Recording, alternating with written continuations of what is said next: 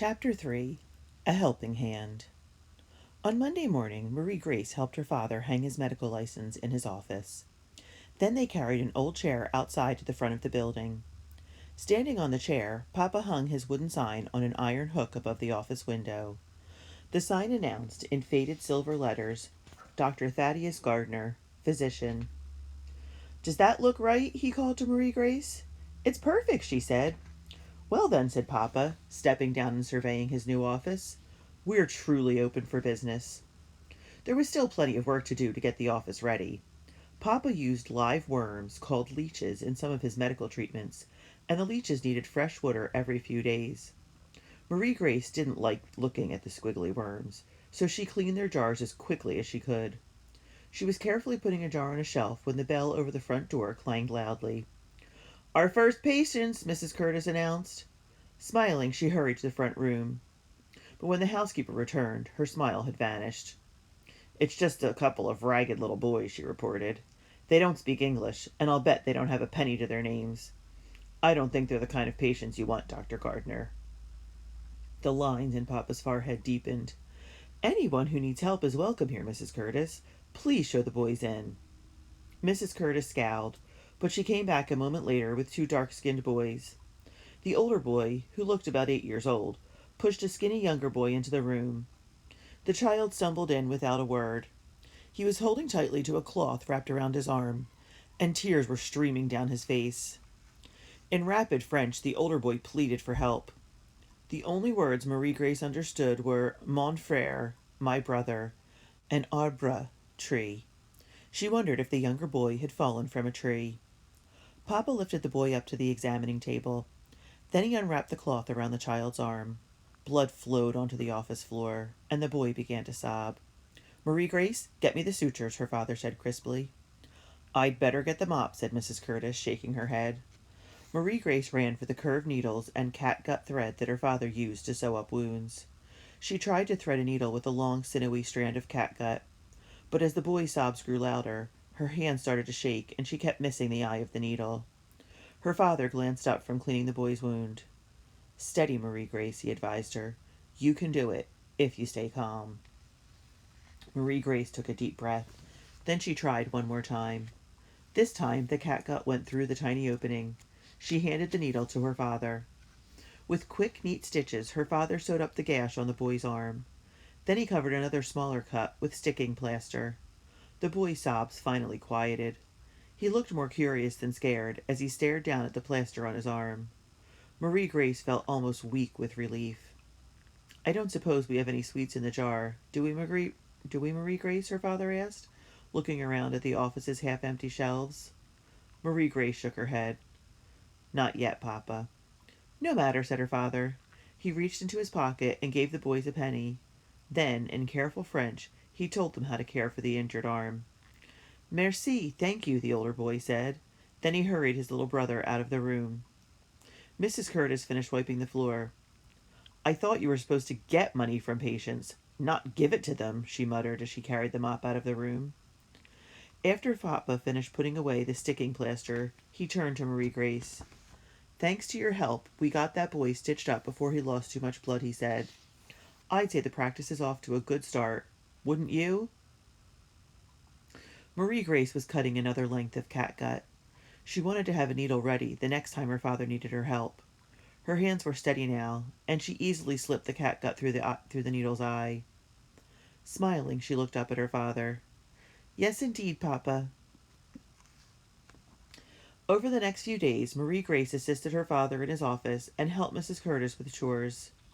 Every morning, Marie Grace and Argos went with Mrs. Curtis to the French market, a busy open-air market just a few blocks from their home. Mrs. Curtis walked slowly because her knees were stiff with arthritis.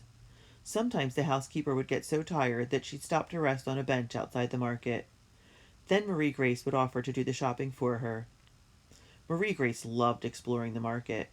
Near the entrance, Choctaw Indian women wearing beautiful beaded necklaces sold filet powder for gumbos. There were women with bright kerchiefs around their heads selling dried peppers and spices. Some of the women were dark-skinned and some were light-skinned, and they called out to customers in French mixed with English and Spanish. Beyond the entrance were rows and rows of vegetables, such as sweet potatoes and beets, and fragrant fruits including mandarins and lemons. There were pastries and fresh baked loaves of bread called baguettes, along with savory cheeses, jams and jellies, jars of pickles, and many other foods. Marie Grace wished she could stroll slowly through the market and see everything.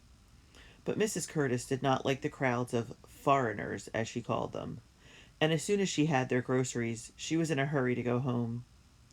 One Sunday morning, however, Mrs. Curtis discovered that they had left the market without buying bread and potatoes. "I'll go back for them," Marie Grace offered eagerly. Mrs. Curtis frowned. "Alone?"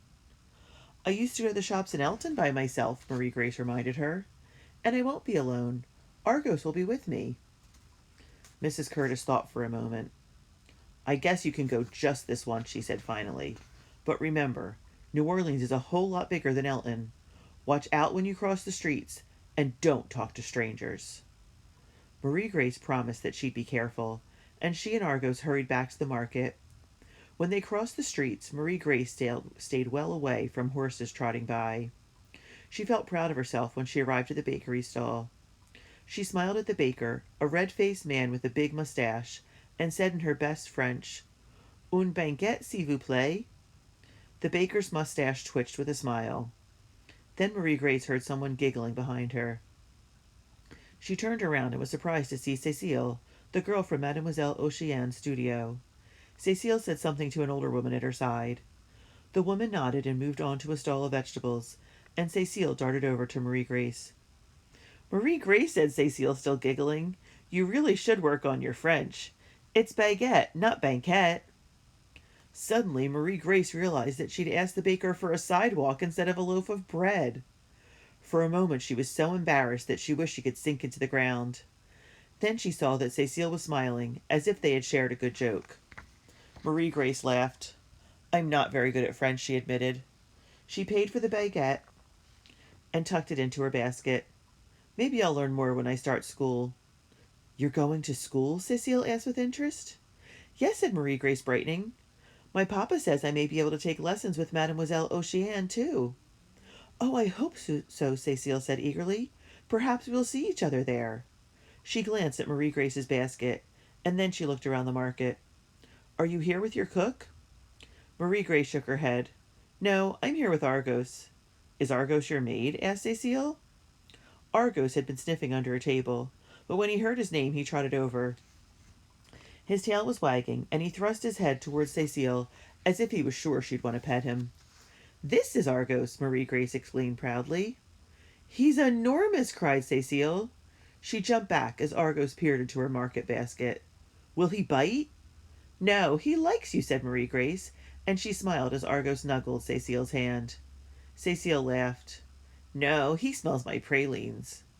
"What are pralines?" "They're my favorite sweet. Haven't you ever tried one?" Marie Grace shook her head. "I don't think so." "Here, have two," said Cécile, and she gave Marie Grace two brown sweets dotted with pecans. "Mmm," said Marie Grace as soon as she took a bite. "Of course, pralines. My mother used to buy these for me when I was little. How could I have forgotten? Thank you." Marie Grace carefully wrapped the second praline in her handkerchief so that she could share it with Papa when she got home. "Are you really here with just Argos?" Cécile asked. "I'm not ever allowed to go farther than our courtyard by myself." "Oh," said Marie Grace, surprised. She glanced around the crowded market and realized that all the wealthy girls like Cécile had servants with them. The only girls her age who were shopping alone looked as if they were housemaids. "I run errands for our housekeeper, Mrs. Curtis, and for my papa too sometimes," Marie Grace told Cécile. She explained that in Elton she had often shopped by herself at the pharmacy and the general store. "But if I don't get home soon, Mrs. Curtis will worry. Come with me to the next row so that I can get potatoes." "I can't," Cécile said. "Our cook Matilda will be looking for me. But remember, this is the French market. Ask for pommes de terre, not potatoes." Marie Grace nodded.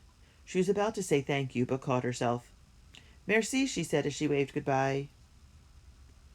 From then on, whenever she went to the market, Marie Grace watched for Cécile, but she never saw her. So Marie Grace spent the next few days helping Mrs. Curtis and playing with Argos in the courtyard. She had hoped that Papa might have more time to spend with her once he was settled into his new office. But Papa began working long hours, and Marie Grace often had to wait up in the evenings if she wanted to see him. She was lonely when Papa was gone, and she looked forward to the afternoons when he let her go with him to visit patients. A few times they traveled by hired carriage to a neighborhood where large houses were set far back from the streets. Elegant gardens surrounded these houses, and tall trees bent over the wide avenues, like graceful dancers taking their bows. More often, though, her father went to neighborhoods where immigrants from Ireland, Germany, and other countries lived in cramped tenements. He would not allow Marie Grace to go with him on these visits. It's too dangerous, Papa told her. In such crowded conditions, diseases can spread like fire in a cotton warehouse. What about you, Papa? Asked Marie Grace. I don't want you to get sick. I'm always careful, he promised. And I wouldn't be much of a doctor if I never went to see my patients, would I? Papa was so busy that Marie Grace didn't want to bother him, but she worried that he had forgotten all about her music lessons. Then, one evening at supper, he mentioned that he had talked with Mademoiselle Oceane. You may begin your lessons on Saturday, her father announced between bites of ham and sweet potato. Thank you, Papa, Marie Grace exclaimed joyfully. She had a sudden vision of herself singing with Mademoiselle Oceane in the sun-filled room. Maybe I'll see Cecile, she thought. We might even be able to sing a song together, and... Her father's voice broke into her thoughts. I have more good news, he continued. This morning I hired a maid to help Mrs. Curtis with the housework, and I enrolled you at St. Teresa's Academy. Marie Grace put down her fork. She'd been excited about the idea of school, but now that she was actually enrolled, she felt a nervous flutter in her stomach. When will I start? First thing tomorrow, Papa said with a smile.